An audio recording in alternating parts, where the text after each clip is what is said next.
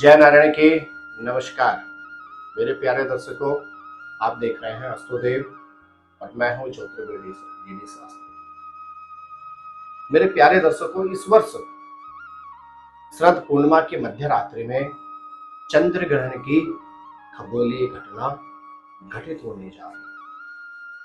जी हाँ, आपने एक लोकोक्ति सुनी होगी कि बुद्धिमान व्यक्ति आपदा में भी कुछ न कुछ अवसर खोज लेते हैं,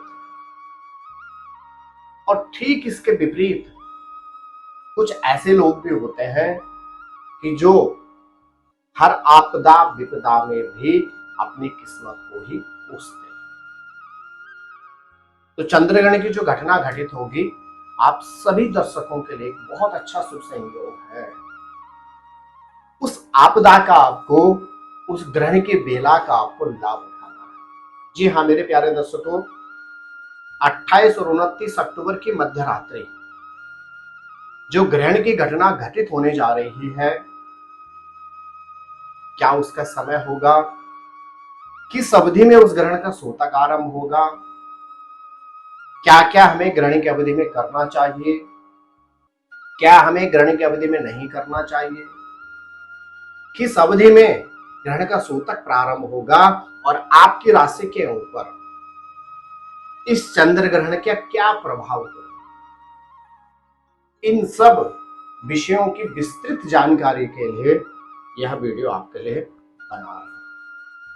जी हाँ मेरे प्यारे दर्शकों, 28 और 29 अक्टूबर की मध्य रात्रि 1:05 से यह चंद्र ग्रहण प्रारंभ होगा और 29 अक्टूबर की प्रातः वेला यानी अर्ली मॉर्निंग आप कह सकते हैं, 2:44 पर यह ग्रहण समाप्त होगा।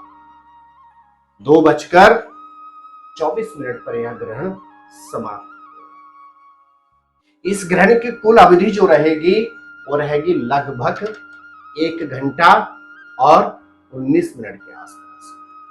मेरे प्यारे दर्शकों, यह ग्रहण भारतवर्ष के अलावा अफ्रीका, एशिया, कनाडा के कुछ हिस्सों में, ऑस्ट्रेलिया के कुछ हिस्सों में, लगभग यूरोप और संपूर्ण एशिया में यह ग्रहण दिखाई देगा। भारतवर्ष की अगर हम बात करते हैं तो यह ग्रहण लगभग हर प्रांत में दिखाई देगा, क्योंकि उस दिन सायंकालीन समय 5:30 से लेकर 7 बजे के मध्य चंद्रोदय हो चुका होगा। इसलिए यह ग्रहण भारतवर्ष में पूर्ण रूपेण हर जगह दिखाई देगा। मेरे प्यारे दर्शकों, जब सूर्य और चंद्रमा के मध्य पृथ्वी आ जाती है और पृथ्वी की छाया चंद्रमा पर पड़ती है तो उसको चंद्र ग्रहण कहा जाता है। इस बार का जो चंद्र ग्रहण है वह अत्यधिक महत्वपूर्ण भी है, क्योंकि इस बार के चंद्र ग्रहण पर सूर्य, शनि, बुध, मंगल आदि अनेक ग्रहों की क्रूर दृष्टि भी रहेगी। शास्त्र कहता है कि जब चंद्रमा को राहु ग्रह ग्रसित कर देता है तब जो है चंद्र ग्रहण की घटना घटित होती है। मेरे प्यारे दर्शकों, इस ग्रहण का सूतक 28 तारीख को सायंकालीन समय लगभग 4:05 से आरंभ हो जाएगा। सबसे पहले बात करते हैं आपकी राशि के ऊपर इस ग्रहण का क्या प्रभाव होगा। मेरे प्यारे दर्शकों, यह ग्रहण अश्विनी नक्षत्र, मेष राशि और कर्क लगन में घटित होने जा रहा है। यह ग्रहण कई दृष्टिकोण से बहुत महत्वपूर्ण है। आपकी राशि की अगर हम बात करते हैं तो मेष राशि वाले जातकों को ग्रहण से लगभग एक हफ्ते पहले से लेके एक हफ्ते बाद तक यात्राओं से बचना चाहिए, अन्यथा दुर्घटना की संभावना है। शारीरिक क्षेत्र में कष्ट की संभावना हो सकती है और आपके शत्रु इस अवधि में बढ़ सकते हैं। बात करते हैं वृष राशि वालों की। तो वृष राशि के जातकों की अगर हम बात करते हैं तो जो चंद्र ग्रहण की घटना होगी, इस ग्रहण से आपको धन हानि हो सकती है, अननेसेसरी के डिप्रेशन और टेंशन में आप जा सकते हैं। और आपको इस बात का विशेष ख्याल रखना है कि आपने ग्रहण से 15 दिन पहले से लेकर 15 दिन बाद तक आपने न किसी से कर्जा लेना है और ना ही आपने किसी को कर्जा देना है। बात करें अगर मिथुन राशि वालों की, तो आपके लिए यह चंद्र ग्रहण की जो घटना है वो लगभग लाभदायक रहेगी। आपके धन लाभ के योग बनते हैं, लेकिन आपको इस बात का ख्याल रखना होगा कि आपको ग्रहण से 15 दिन आगे से लेकर 15 दिन पीछे तक किसी से भी वाद विवाद में नहीं उलझना। यदि आपकी राशि है कर्क, तो आपके लिए यह ग्रहण बिल्कुल भी ठीक नहीं है। रोग की आपको प्राप्ति हो सकती है, मां को शारीरिक कष्ट हो सकता है, और साथ ही साथ आपके सितारे कहते हैं ग्रहण की अवधि में आपको मानसिक रोग भी परेशान कर सकता है, अर्थात आप डिप्रेशन में भी जा सकते हैं। तो आपको अर्थात कर्क राशि वालों को इस ग्रहण से विशेष सावधानी रखनी। बात करते हैं सिंह राशि वालों की। तो मेरे प्यारे दर्शकों, सिंह राशि वाले जातकों की अगर बात करते हैं तो यह ग्रहण होगा कहां पर? आपकी राशि से लगभग संतान भाव के लिए ठीक नहीं रहेगा। आपके सितारे कहते हैं कि सिंह राशि वालों को संतान से संबंधित कष्ट की संभावना हो सकती है, संतान से संबंधित उलझने और टेंशनें हो सकती है। आपको यात्राओं से बचना होगा और पिता के स्वास्थ्य का आपको विशेष ख्याल रखना होगा। यदि आपकी राशि है कन्या, तो आपके सितारे कहते हैं साधारण से धन लाभ की संभावना जरूर बन रही है, लेकिन आपके सितारे कहते हैं व्यर्थ के खर्चों की संभावना रहेगी और गुप्त शत्रु जो आपके पीछे बहुत समय से कुछ आपके खिलाफ षड्यंत्र रच रहे थे, वहां आपके सामने आ सकते हैं। साथ ही साथ अगर हम बात करते हैं किसकी? तुला राशि वालों की। तुला राशि के जातकों की अगर बात करें तो आपके जीवन साथी या जीवन संगिनी के लिए यह समय ठीक नहीं। आपको अपने रिश्तों को बहुत मधुर रखना होगा और पति अथवा पत्नी का विशेष तौर से आपको ख्याल रखना होगा। बात करते हैं वृश्चिक राशि वालों की। तो वृश्चिक राशि वालों की पत्रिका कहती है ग्रहण से 15 दिन आगे से लेकर 15 दिन पीछे तक रोग की संभावना बनती है, खास तौर से गुप्त रोगों की संभावना बनती है। हिडन पार्ट से रिलेटेड समस्याएं आपको उत्पन्न हो सकती हैं और आपके सितारे कहते हैं इस अवधि में आपको मानसिक तौर से चिंताएं भी ग्रसित कर सकती हैं। बात करें अगर धनु राशि वालों की, आपके खर्चों की अधिक संभावना बनती है। यदि आप प्रमोशन होने जा रहा है आपका, तो मान के चले कुछ समय के लिए अटक सकता है। साथ ही साथ आपके सितारे कहते हैं इस अवधि में आपके कार्यों में अवरोध उत्पन्न होंगे, अर्थात काम अटकेंगे। यदि आपकी राशि है मकर, तो आपके सितारे कहते हैं इस चंद्र ग्रहण का आपको विशेष लाभ प्राप्त होने वाला है। आर्थिक क्षेत्र में आपके उन्नति के योग बनते हैं, कार्य सिद्धि की बहुत अच्छी संभावना बनती है और जो भी प्रयास आप विगत कुछ समय से कर रहे थे उसमें आपको सफलता प्राप्त है। बात करते हैं कुंभ राशि वालों। मकर की तरह कुंभ राशि वालों के लिए भी यह समय अनुकूल जाने वाला है। आपको आर्थिक क्षेत्र में उन्नति प्राप्त होगी, धन लाभ की आपकी संभावनाएं रहेंगी और किसी बहुत लंबे समय के बाद किसी आप अपने बहुत ही करीबी मित्र से आपकी मुलाकात होने वाली है। बात करते हैं किसकी? मीन राशि वालों। मीन राशि वाले जातकों का यह ग्रहण हो रहा है 12वें भाव में। व्यर्थ के खर्चे, आमदनी अठन्नी और खर्चा रुपया की परिस्थिति आपकी बन सकती है। तो मेरे मीन राशि के जातकों से कहना है कि आपको ग्रहण से 15 दिन आगे से लेके 15 दिन पीछे तक आपको अपने खर्चों पर नियंत्रण रखना होगा, अन्यथा आपको दिक्कतों की संभावना उत्पन्न हो सकती है। मेरे प्यारे दर्शकों, ग्रहण का मतलब हो जाता है ग्रसित कर लेना, अर्थात जो वस्तु आपको दी गई है उसको वापस ले लेना। लेकिन मेरे प्यारे दर्शकों, आप इस ग्रहण के अवसर को, इस विपदा को आप एक शुभ अवसर में परिवर्तित कर सकते हैं। आपने क्या करना है, ग्रहण की अवधि में चंद्रमा के बीज मंत्रों का आपने जाप करना है। और यदि आप चंद्रमा के बीज मंत्रों का जाप करते हैं ग्रहण की अवधि में, तो आप मान के चलेगा आपका कल्याण होना सुनिश्चित है। आप क्या करें, चंद्रमा का एक मंत्र है, ओम दधि संक तुषाराभ्याम क्षीणोदर्ण संभवम नमामि सचनम सोम शंभुर्मुकुटभूषणम। इस मंत्र का आप जाप कर सकते हैं।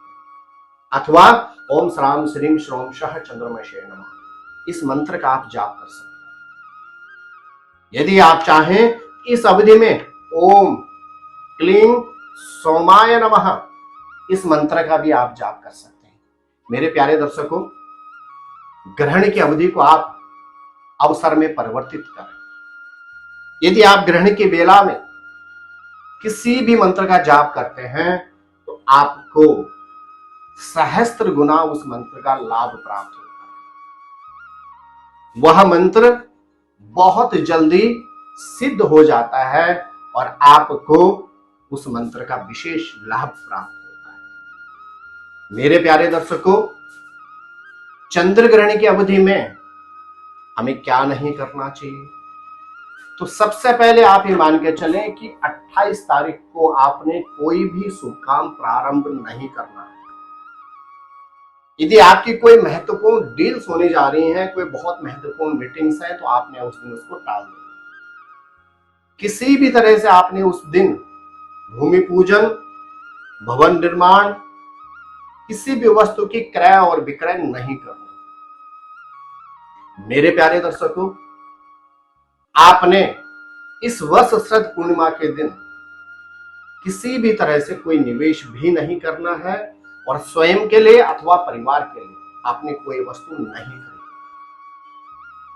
एक बात और यहां पे बहुत गंभीरता से समझने की आवश्यकता है कि प्रतिवर्ष श्रद्ध पूर्णिमा के दिन सायंकालीन समय खीर बनाकर तारों की छांव में रख देते थे और अगले दिन प्रातःकालीन वेला में अपने मंदिर के कपाट खोलकर सबसे पहले भगवान को उस खीर का भोग लगाया जाता है।